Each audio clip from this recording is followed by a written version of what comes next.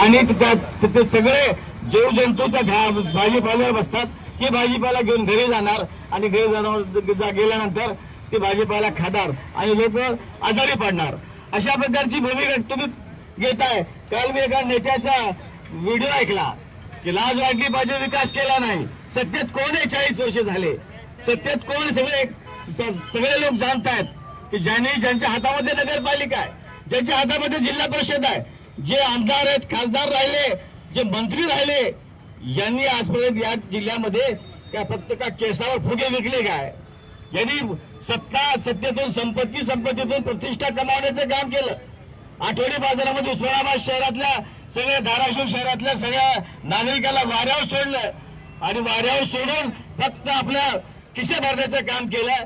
अशा प्रकारची प्रवृत्ती या ठिकाणी आहे. तुम्ही विकास म्हणजे काय करताय?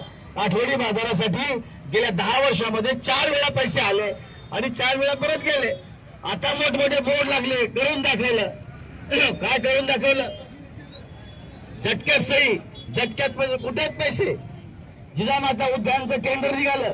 जिजामाता उद्यान त्या ठिकाणी कंपाऊंड वॉल पाडण्यात आली, ती पुढे अडवण्यात आली आणि आजपर्यंत ती 10 वर्षापासून तशा प्रकारची तशीच आहे. आठवडी बाजारामध्ये 3 नगराध्यक्ष झाले. त्या 3 नगराध्यक्षाच्या काळामध्ये पैसे आले. पहिले 2 कोटी आले, पुन्हा 4 कोटी आले, आता 8 कोटी रुपयाचे फ्लॅग लागले. ते पैसे 8 कोटी काम का होत नाही? काम जर प्रामाणिक इच्छा जर